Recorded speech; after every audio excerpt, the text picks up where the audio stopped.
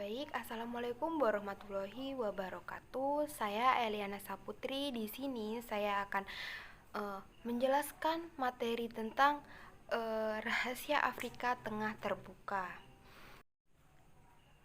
Materi yang pertama yaitu tentang imperialisme modern. Nah, imperialisme ini adalah sebuah kata dari bahasa Latin atau sering disebut dengan imperium yang berarti itu pemerintah. Nah, kemudian berubah arti menjadi hak pemerintah atau kekuasaan pemerintah. Nah, arti ini pun mengalami perubahan lagi menjadi daerah di mana kekuasaan pemerintah itu dilakukan. Nah, menurut Dr. Jabastra, imperialisme ini adalah usaha yang mempererat kembali hubungan antara daerah-daerah jajahan Inggris dengan negeri induk, baik dengan mengadakan hubungan kultural, persatuan bea, ataupun dengan mengadakan perjanjian-perjanjian politik dan militer. Nah, selanjutnya ini Debastra ini memberikan penjelasan akan adanya perubahan arti mengenai istilah imperialisme itu sendiri. Nah, itu sebagai berikut, yaitu sekarang berarti usaha bangsa Inggris yang akan memberi pengulasan daerah yang lebih besar kepada kerajaan. Nah, baik dengan cara menaklukkan negeri jauh ke tangan negara saingannya maupun dengan merampas daerah-daerah yang akan dijadikan pasaran yang baik atau tempat yang dapat memberikan bahan-bahan pokok untuk industri-industri di dalam negeri yang justru pada waktu itu tuh mulai menderita karena saingan luar negeri. Nah, pada pada zaman modern, sejak kira-kira 20 tahun menjelang berakhirnya abad ke-19, nah imperialisme ini masih tetap bertakhta dan disebut imperialisme modern. Nah, pada dasarnya isi imperialisme modern dan imperialisme tua ini tidak berbeda. Nah, sedangkan perbedaan antara dua macam imperialisme itu hanyalah terdapat dalam bentuk dan iramanya saja. Nah, seperti Bastra yang memberi arti bahwa imperialisme ini adalah suatu ekspansi kolonial yang tidak dikendalikan. Nah, maka terdapat pula ahli-ahli lain yang mengemukakan pendapat serupa, yaitu J.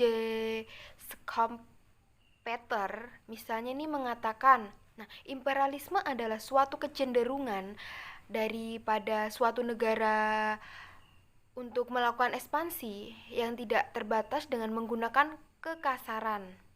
Nah, juga Bauman berpendapat bahwa imperialisme ini adalah hasrat untuk melakukan ekspansi yang tidak terbatas. Nah, apabila perlu dengan kekerasan berdasarkan pendapat dari tiga ahli tersebut, maka imperialisme itu tuh berarti nafsu suatu negara untuk melakukan ekspansi yang tidak dikendalikan keluar batas-batas negerinya.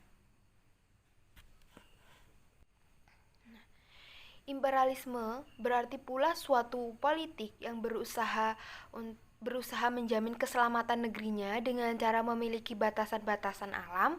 Nah, pelabuhan-pelabuhan bebas dan menguasai negeri-negeri sekitarnya untuk dijadikan fasal-fasal atau imperialisme semacam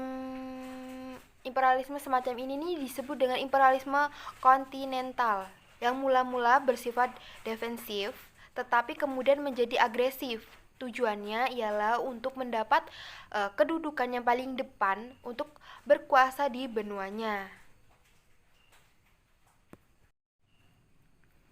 Selanjutnya, apabila daerah pengaruh imperialisme kontinental itu dipersempit, nah, maka akan timbul nih imperialisme lokal yang ditunjukkan untuk menguasai daerah-daerah sekitarnya. Nah, perbedaan antara imperialisme lokal kontinental dan tak terbatas ini, jika imperialisme lokal dapat mencapai hasil yang gemilang, nah ia akan berubah menjadi imperialisme kontinental dan selanjutnya dari imperialisme kontinental ini dapat berubah menuju ke arah imperialisme yang tak terbatas. Nah, di samping imperialisme kontinental ini, ada pula imperialisme kolonial. Nah, ketika abad ke-16 sampai ke-17, makin besarlah jumlah orang Eropa yang tertarik untuk mengunjungi tanah-tanah yang penuh bermandikan sinar matahari, dengan maksud untuk mengadu keuntungan. Nah, dari biasanya kedatangan mereka ini dibarengi dengan menaklukkan dan penguasaan terhadap tanah atau penduduk bumi putra, dan negara Inggris menjalankan imperialisme kolonial dalam waktu yang lama. Nah, selanjutnya yaitu tentang akar imperialisme terdapat pada barang-barang yang berlebihan. Kaum sosial demokrat berpendapat bahwa imperialisme ini pada suatu konsekuensi daripada sistem produksi kapitalis. Selain itu, Lenin ini juga mengidentifikasikan imperialisme. Dengan imperialisme ia menerangkan ciri-ciri pokok dari imperialisme itu ada 5. Yang pertama itu memutuskan produksi dan modal yang telah mencapai tingkat perkembangan yang jauh dengan mengadakan monopoli-monopoli yang akan memegang peran dalam kehidupan ekonomi dan menentukan. Nah, yang kedua yaitu peleburan modal bank dengan modal industri dan adanya oligarki keuangan dengan dasar kapitalisme keuangan. Nah, yang ketiga ini ekspor modal dibedakan dari ekspor barang-barang yang mempunyai arti yang besar dan istimewa. Yang selanjutnya, yang keempat, yaitu terbentuknya persekutuan-persekutuan kapitalis internasional yang melakukan monopoli dengan mengadakan bagian dunia untuk golongan mereka. Nah, yang kelima yaitu tentang pembagian tanah di dunia di antara negara-negara kapitalis besar. Telah dilaksanakan pendapat lain itu yang mengatakan imperialisme ini adalah suatu usaha untuk mencapai pengaruh dalam lapangan politik dan ekonomi serta posisi-posisi kekuasaan dengan memakai titik tolak dan tujuan mengekspor kapital dalam bentuk uang atau pinjaman lah, dan dalam bentuk alat-alat produksi ataupun menguasai bahan-bahan baku. Yang terpenting itu Soekarno ini berpendapat bahwa imperialisme ini adalah suatu keharusan yang ditentukan oleh tinggi rendahnya ekonomi suatu pergaulan hidup. Nah, imperialisme ini bukan saja sistem atau nafsu menaklukkan negeri dan bangsa lain. Nah, tetapi imperialisme ini juga dapat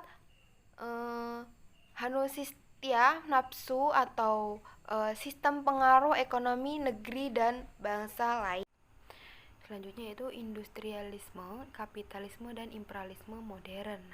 Negara yang mula-mula melakukan industrialisasi adalah Inggris. Nah, sejak pada pertengahan abad ke-18, masyarakat Inggris ini telah memiliki kekuatan-kekuatan potensial untuk mengadakan suatu revolusi industri.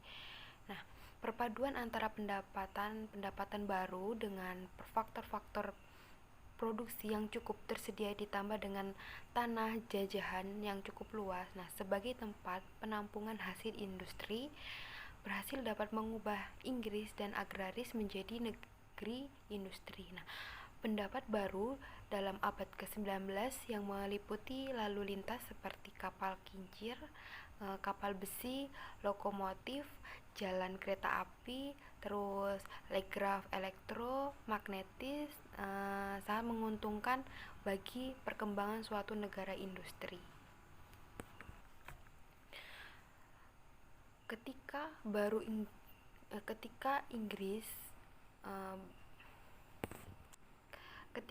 Inggris satu-satunya negara industri, nah tidak timbul kesukaran dalam mendapatkan pasaran dan bahan produk bagi industrinya. Seluruh kontinen Eropa dan jajahan Inggris ini ditambah sisa bagian dunia lainnya adalah daerah pelempar produksi Inggris. Perdagangan dunia dimonopolinya. Nah, saingan negara eh, lain ini belum ada karena negara-negara lain ini tersebut masih baru. Nah, akan tetapi revolusi industri itu merembas pula keluar tanah Inggris pada kira-kira ini 1875. Nah, negara-negara Eropa Barat, nah setiap negara industri baru itu membutuhkan konsumen bagi hasil industrinya. Nah, untuk memberikan hak hidup pada industri muda, maka masing-masing negara industri muda itu menutup pintu bagi barang-barang buatan Inggris. Penduduk di negeri sendiri ini diusahakan untuk membuat pakaian buatan Inggris. Makin berkembangnya industri besar itu semakin mendesak kebutuhan untuk melakukan ekspor hasil produksi, dan di samping itu juga makin bergantung pada bahan-bahan mentah yang diimpor dari negara lain. Baik, itu saja yang dapat saya sampaikan. Apabila ada salah kata, saya mohon maaf. Saya akhiri. Wassalamualaikum warahmatullahi wabarakatuh.